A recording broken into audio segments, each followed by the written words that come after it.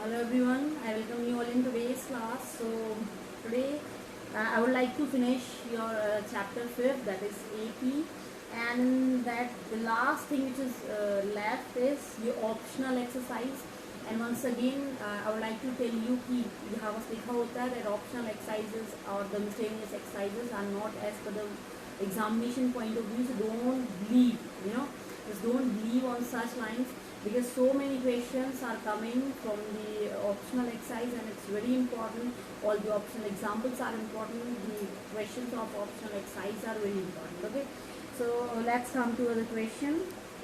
First question of optional exercise.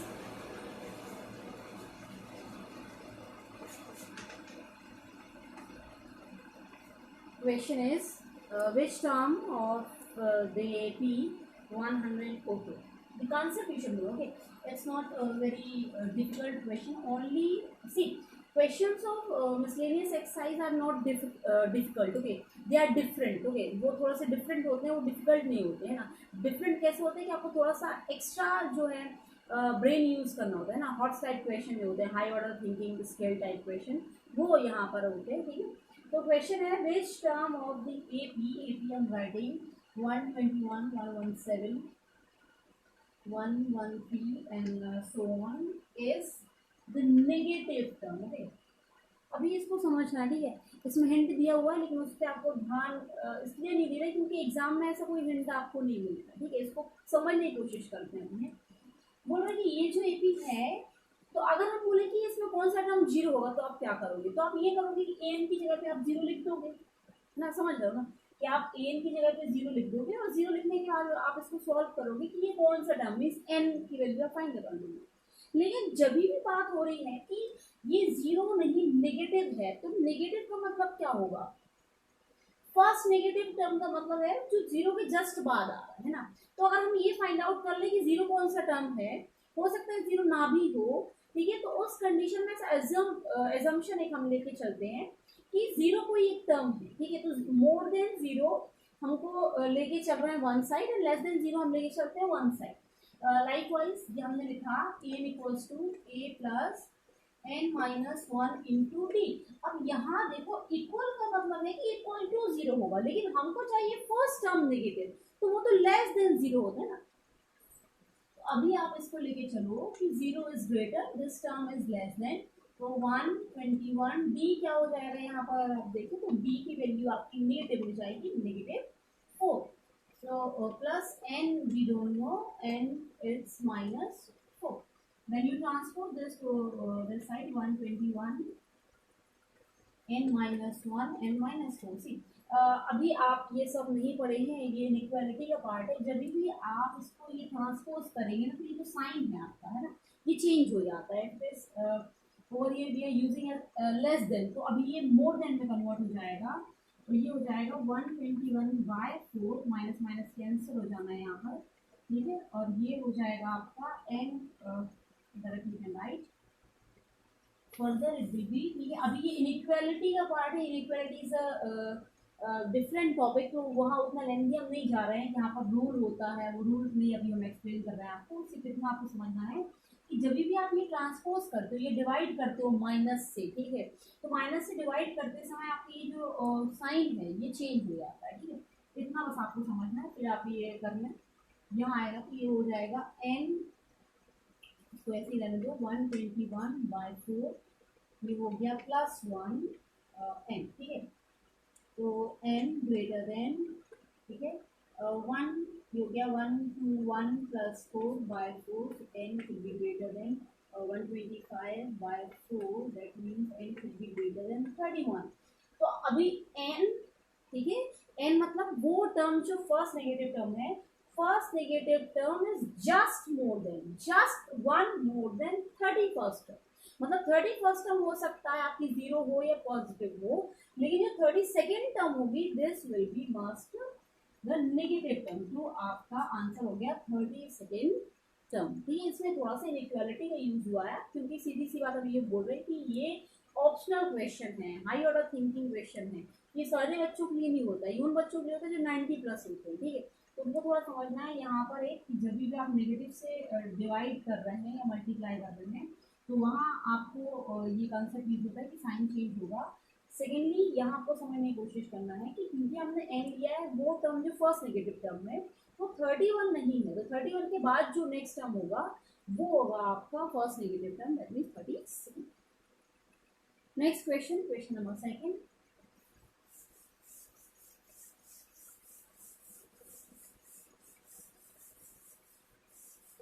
Question second is the sum of third and seventh term of an AP is 6 and their product is 8. Find the sum of first 16 term of an AP.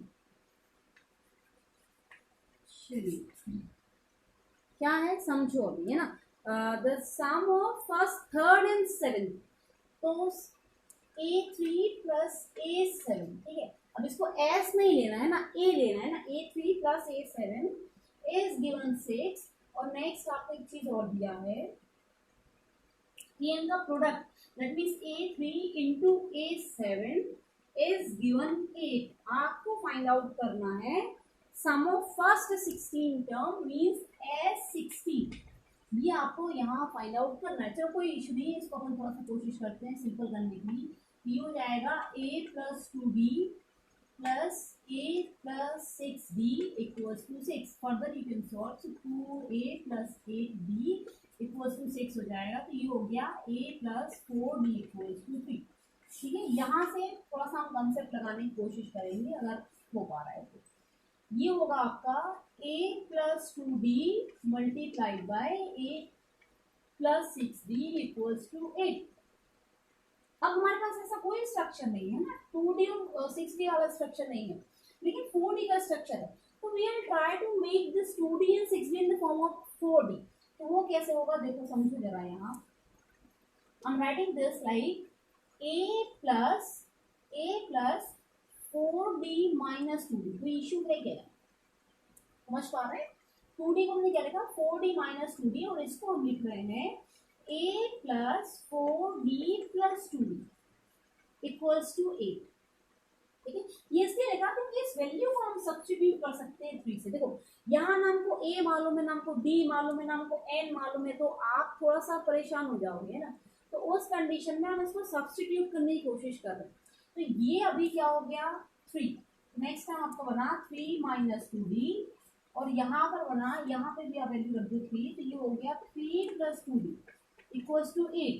अभी A plus B या minus B की identity अगर आप use कर रहे हैं तो आपके पास हो जाएगा 9 minus 4D square equals to 8। Further if you transpose तो आपके पास ये होगा D square equals to 1/4 which is equals to D equals to plus minus 1/2, और यही होगा, है ना। दो वैल्यू भी आएंगी आपके D की, दो वैल्यू आएंगी। अभी दो वैल्यू के लिए A की वैल्यू भी जो है दो होंगी, क्योंकि अगर आप ये इन दोनों में से किसी भी इक्वेशन में पुट करते हो तो A की वैल्यू भी दो आने वाली है।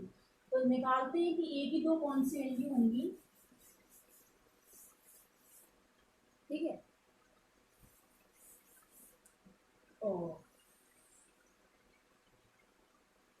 रोज क्या था, A plus 4D equals to 3, ऐसा कुछ था ना। A plus 4D equals to 3। ठीक है, अब इसमें हम इसको डिवाइड कर देते, बाइफरगेट कर देते। पहली बार में हम ले रहे हैं माइनस 1/2। ठीक है, तो ये हो जाएगा A plus 4 into minus 1/2 equals to 3। तो ये हो जाएगा 2 टाइम्स कैंसर, माइनस का होगा उधर जाएगा, तो इक्वल्स टू वैल्यू आ गई 5। ठीक है, A की वैल्यू 5 आ गई। यहाँ पर अगर हम D की वैल्यू प्लस 1/2 लें तो ये होगा आपके पास A प्लस 4 1/2 इक्वल्स टू 3, और ये ट्रांसपोज होगा तो A की वैल्यू आ गई आपकी 1। ठीक है, अभी देखो 2A है और 2D है। ठीक है, तो S16 की वैल्यू भी 2 है। ठीक है, तो S16 हम कब ले रहे हैं, जब D नेगेटिव 1/2 है और A की वैल्यू 5 है। तो 16/2 and twice of A plus n minus 1 मतलब 15, और D आपका भी हम ले रहे हैं कितना, माइनस 1/2। और इस कंडीशन में यहाँ S16 आपका कितना होगा, ये होगा 16/2 in the bracket 2A that means 1 plus n minus 1 मतलब 15, और D आपका हो गया 1/2। फर्दर इट विल बी 8 इसको आप लिख लो तो 10 और ये कुछ भी नहीं होगा और इसको माइनस कर दें -15/2 isn't it? Further, if you solve this, तो ये हो जाएगा 20, 20 minus 15, 5. ये आ गया 8 into 5/2, मीन्स होगा 4 टाइम्स, तो फर्स्ट आंसर आ गया आपका 20. मतलब एक जो आपका S16 होगा, इसमें दो आंसर होंगे आपके बेटा S16 के, ठीक है. तो फर्स्ट जो X16 का आंसर होगा वो होगा 20. सेकेंड आंसर अभी निकालते हैं, तो ये हो गया 8, 2 plus 15/2. Further, if you solve, so 4 plus 9 it will be 19 and 8 into 19/2, that means 4. Okay, और आपको 38 और 2 जा, it will be 76. Okay, so these two answers, आपके पास दो आंसर्स होंगे और ऐसा हो सकता है. इसके पहले हमने आपको बोला है कि सम के साथ कुछ भी हो सकता है. एन की वैल्यू 2 हो सकती है, ए की वैल्यू 2 हो सकती है, डी की वैल्यू 2 हो सकती है, पॉसिबल है, ठीक है, क्योंकि हमको ऐड करना है, ठीक है. और एडिशन में क्या है कि डिफरेंस, क्योंकि अगर नेगेटिव और पॉजिटिव हो तो इस तरीके से दो ए भी बन सकते हैं. Okay, next is your question number 3.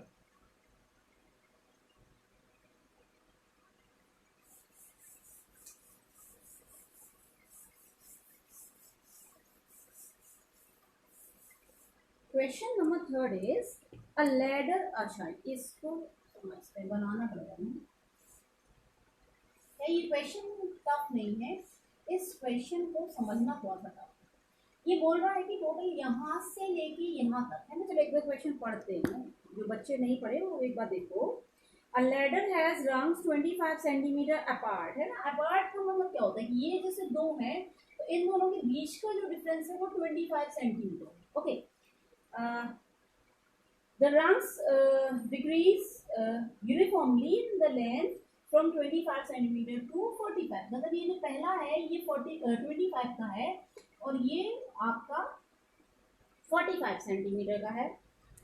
At bottom, okay, 45 at the top and 25 is okay, 45 at the bottom and 25 at the top. If top and the bottom rungs are 2.5 metre, तो उसको हम 2.5 मीटर लिख सकते हैं.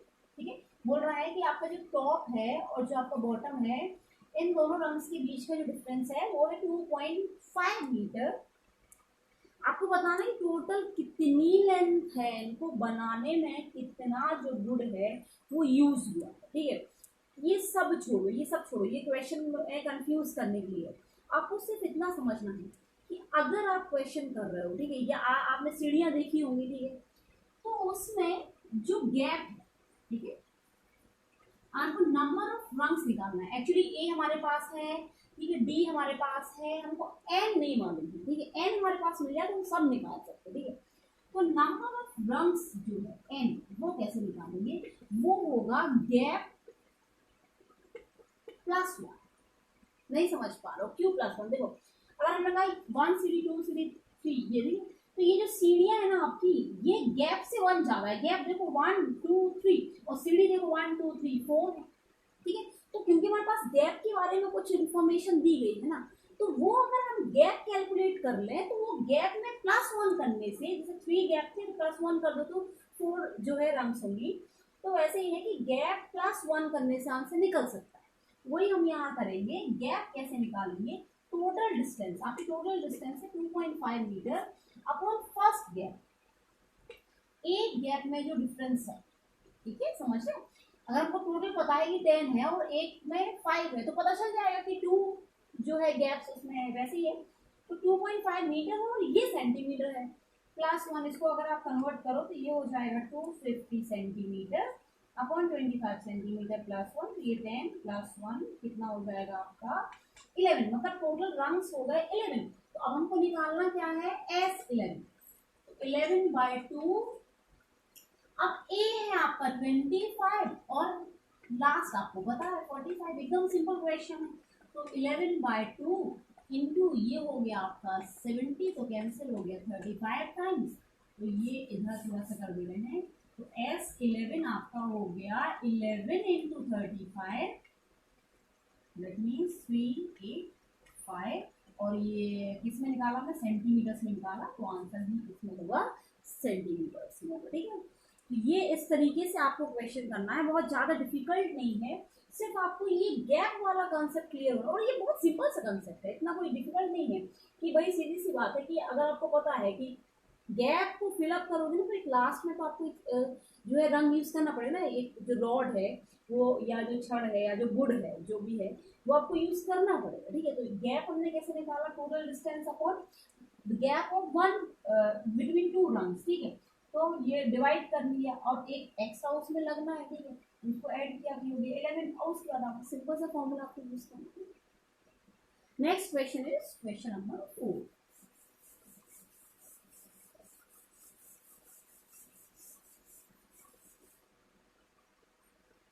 Question 4, ठीक है,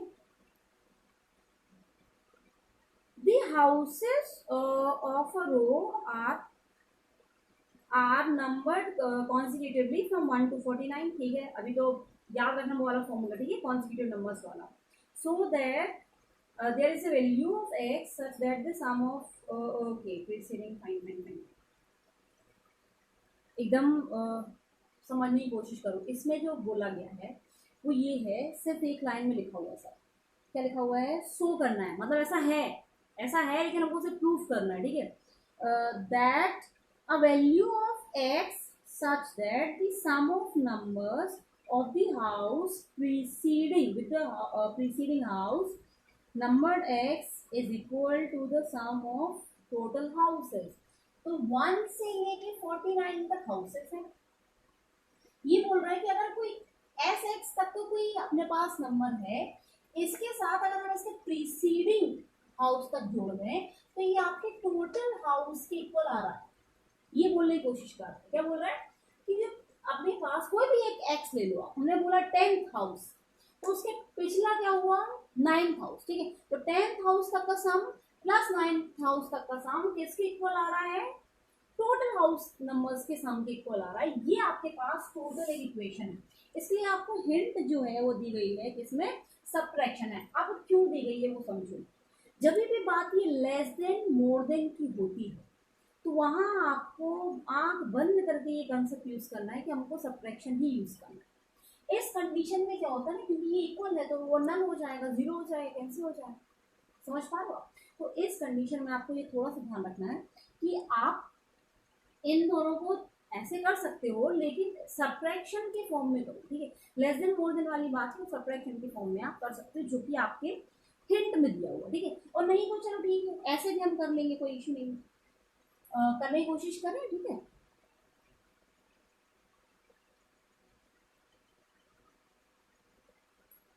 ये हो जाएगा आपका 49, इसको हम इसी को ले लेते हैं, तो x/2 2a plus n minus one, n मतलब x माइनस वन, और d आपका डिफरेंस कितना है, चलो यहाँ लिख लेते हैं कि a की वैल्यू 1 है और कॉमन डिफरेंस की वैल्यू भी 1 है ना, 1 to 49 जा रहे हैं, तो 2 इंटू 1 1 ही होगा, सॉरी 2 ही होगा, तो ये 2 प्लस x माइनस वन, और d की वैल्यू 1 ही है तो इसको एज इट इज रहने देते हैं, plus x minus one by two inside the bracket 2 plus ये हो गया आपका x माइनस वन। ठीक है, ये x माइनस वन आपका n है और माइनस वन फॉर्मूले वाला है, इक्वल्स टू ये आपका हो जाएगा 49/2 इनसाइड द ब्रैकेट 2a मतलब 2 प्लस n माइनस वन मतलब 48।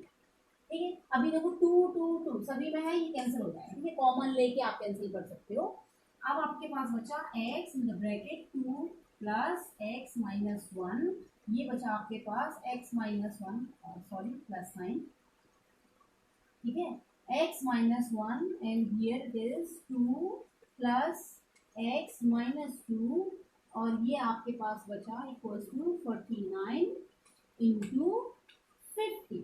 निशान के कुछ हो रहा है क्या यहाँ पर, यस x, और ये हो गया x प्लस वन, यहाँ पर आपके पास बचेगा x माइनस वन, ये टू कैंसिल हो जाएगा, इंटू एक्स इक्वल्स टू, इसको मल्टीप्लाई कर देते हैं अभी, तो 520 एंड 4 24। ठीक है, ये आपके पास टोटल आ जाएगा 2450, दैट्स इट। ठीक है, आगे थोड़ा सा बढ़े। नेक्स्ट क्या है, नेक्स्ट आपके पास होगा, इसको आप सॉल्व कर लो अगर, तो एक्स स्क्वायर प्लस एक्स, ये हो जाएगा x square minus x equals to 2450। ठीक है, अभी एक्स एक्स कैंसिल हो गया, 2x स्क्वायर इक्वल्स टू 2450, 2 से ये कैंसिल करोगे आप तो एक्स स्क्वायर इक्वल्स टू आएगा 1225 and this is square of 30। याद होना चाहिए ना, स्क्वायर्स को आपको याद होना चाहिए। ये आपका आंसर हो गया, आपको एक्स की वैल्यू निकालनी थी, एक्स इक्वल्स टू।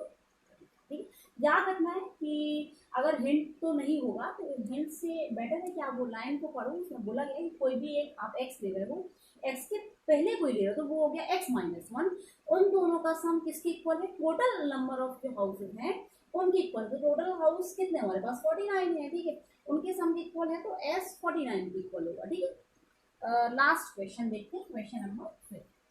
देखो इसको जहाँ भी नहीं समझ में आ रहा ना, आप इसको पॉज करके आराम से देख के जो है समझ सकते हो। ठीक है, हालांकि हमको पता है कि सारे बच्चों के लिए तो नहीं है, वो जो थोड़ा सा एक्स्ट्रा ब्रेन यूज कर सकते हैं ये उन्हीं बच्चों के लिए है, but it's okay, everyone can try, you have lot of time. ठीक है, आपके पास बहुत सारा टाइम है, आप ट्राई कर सकते हो।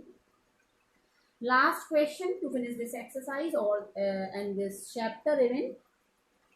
Wait, question is a small terrace at a football ground comprises of 15 steps, okay, each of which is 50 meter long and built of solid concrete.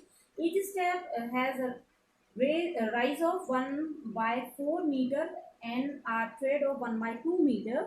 Calculate the total volume of concrete required to build the terrace. Okay. Again, very poor at drawing, but I'll try to draw. The terrace is like, आपने देखा होगा सीढ़ियाँ बहुत घटिया बन रहा है, बहुत अति घटिया बन रहा है। Okay, no issue, no issue, my students can manage. अभी इतना रहने देते हैं, इससे ज़्यादा जाने से सब गड़बड़ हो जाएगा। ओके, तो ये जो है अभी 3D में आप समझ लेना थोड़ा ऐसे ऐसे। ठीक है, चलो अभी बना लेते हैं ना, आपको फर्क हो ही गई हमारे ड्राइंग की, how much I am good at drawing. I should be an architect engineer. I hope there is no architect engineer is watching this video. Okay, ठीक है, ये एक इमेजिनरी हमने बनानी है, अभी समझ लो। ठीक है, तो ये आपको फिगर हालांकि दिख रहा है, ये 50 मीटर इसका लेंथ दिया है, which is never going to change, जो कभी चेंज नहीं होगा। ठीक है, और उसके बाद आपको जो डिस्टेंस दी हुई है ये वाली, ये दी है 1/4 मीटर। ठीक है, और ये जो लेंथ आपके पास दी हुई है ये वाली है ना, ये दी है कितनी, 1/2 मीटर। अभी समझो ये छोटा छोटा क्यूब बन रहा है बेटा, आई मीन सॉरी क्यूबॉइड बन रहा है। ठीक है, एक छोटा छोटा क्यूबॉइड ऐसे बन रहा है कि ये क्यूबॉइड हुआ, उसके ऊपर एक हमने एक और क्यूबॉइड रखा। ठीक है, इसके ऊपर एक और क्यूबॉइड रखा। ठीक है, आप जैसे मैच बॉक्स से बना सकते हो। ठीक है, कि एक क्यूबॉइड उसके ऊपर एक और क्यूबॉइड टाइप। ठीक है, तो उसमें क्या वेरी कर रहा है, देखो लेंथ तो वेरी कर नहीं रहा है, बिल्कुल नहीं कर रहा है, ये वेरी नहीं करेगा, करेगा ओबियसली करेगा भाई, ये तो बढ़ रहा है ना धीरे धीरे, है ना। ये आपकी जो हाइट है ये वेरी कर रहा है, ब्रेथ वेरी नहीं कर रहा है, ये 1/2 है तो ये भी 1/2, ये भी 1/2, ये भी सिर्फ क्या बढ़ रहा है, ये हाइट ऐसे ऐसे बढ़ता जा रहा है। तो क्योंकि हमको वॉल्यूम निकालना है तो अगर हम V1 निकालें, मतलब फर्स्ट क्यूबॉइड का अगर वॉल्यूम निकालें तो वॉल्यूम ऑफ क्यूबॉइड क्या होता है, L into V into H।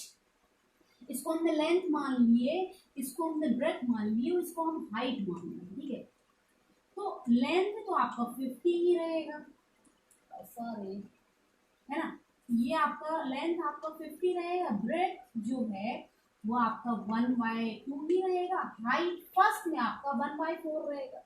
फिर से जो है फिर देखेंगे जो भी होगा, ये कैंसिल हुआ, या 25, ठीक है, 25/4 और साइज मीटर है तो मीटर क्यूब, ये आपका फर्स्ट वॉल्यूम है। सेकेंड V2, और सेकेंड वॉल्यूम क्या होगा, तो लेंथ आपका 50 ही रहेगा भाई। ठीक है, ब्रेथ आपका वही 1/2 ही रहेगा, लेकिन हाइट तो बढ़ गया ना, हाइट कितना बढ़ेगा, ये 1/4, ये भी 1/4, 1/4 प्लस 1/4 कितना होता है, 1/2 होता है। ये कैंसिल कर लो अभी आप 25, ठीक है। कुछ और रह गया क्या?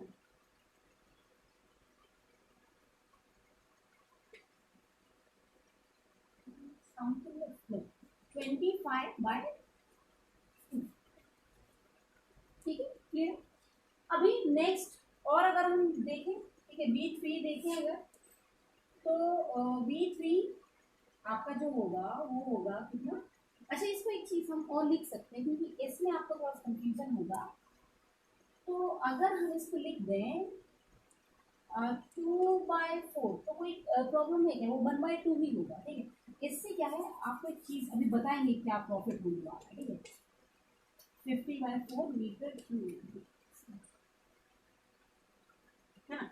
अभी V3 देखो, तो V3 आपका वही है 50, तो वही होगा 1/2 भी होगा इन टू, ठीक है। अभी एक और 1/4 ऐड हो गया, तो 1/4, 2 1/4, और ये हो गया आपका 3/4, ठीक है। तो ये फिर से 25 टाइम कैंसिल, ठीक है। और V3 आपका आ गया 75/2, बस इसीलिए हम बोल रहे थे ना। अभी आपको ये बहुत अच्छे से दिख रहा होगा, 25/4, 50/4, 75/4, ठीक है। तो इसमें थोड़ा कैलकुलेशन इजी हो जाना। आपके पास जो एपी आ गई वो है, एपी क्या आ गई, क्योंकि वॉल्यूम से आपको एपी निकालना है ना, वॉल्यूम से एपी निकालना है। तो 25/4, 50/4 एंड 75/4, तो ए की वैल्यू हो गया आपका 25/4। कॉमन डिफरेंस क्या होगा, माइनस करोगे तो वही होगा, वही 25/4 आपका कॉमन डिफरेंस होगा। अब आपको निकालना है टोटल कहाँ तक का, हाउ मेनी स्टेप्स आते हैं, 15 स्टेप्स है ना। 15 स्टेप्स है, मतलब आपको S15 निकालना है, मतलब n की वैल्यू भी आपको दी है वो है 15। तो S15 इक्वल्स टू हो गया 15/2 ट्वाइस ऑफ ए माना ये, 15 - 1 माना 14 इंटू डी 25/4, क्लियर। ये हो गया 15/2 inside it we cancel 2 times, it's 7 and 2, ये हो गया आपका 25/2 प्लस, है ना। तो 25 7 जा, है ना, 25 6 जा 150, 175/2, isn't it? तो ये हो गया आपके पास 15/2 and it's you can add 200/2, that means 100, ठीक है। समझ आ रहा है ना क्या हुआ, 25 + 125 हुआ आपका 200, 200/2 होगा आपका 100, तो ये हो गया आपका 50। तो फाइनली ये हो जाएगा 15 × 50, 750 मीटर क्यूब योर आंसर, ठीक है। तो ये है, आपको जहाँ नहीं समझ आ रहा है, टफ है, हम वो नहीं कह रहे हैं। आप इसको इन क्वेश्चंस को जो है कम से कम अभी एक क्वेश्चन को आपको 3 बार करना पड़ेगा ना, at least you need to practise thrice question, ठीक है। और उसके बाद भी शायद आपको डाउट हो, ठीक है, तो आप डाउट पूछ सकते हो, कोई प्रॉब्लम नहीं है। But the thing is that you should practice, है ना। And here it's a big deal, बहुत बड़ा काम हमने कर लिया है नहीं किया है, चलो जो भी है कर लिया, नहीं किया है, वो ये है कि हमने चैप्टर 5 फिनिश किया है, okay. And now your task is to do this chapter properly. After this, as I'm fed up with the algebra, I'll begin geometry, ठीक है। नेक्स्ट टाइम से हम ज्योमेट्री पढ़ेंगे। आई हैव बॉक्स, ठीक है, box ले आए हैं आपके लिए, और बढ़िया ज्योमेट्री थोड़ा करेंगे। अभी दिमाग बहुत ज़्यादा अलजेब्रा से, कैलकुलेशन से थोड़ा सा हटके कुछ करते।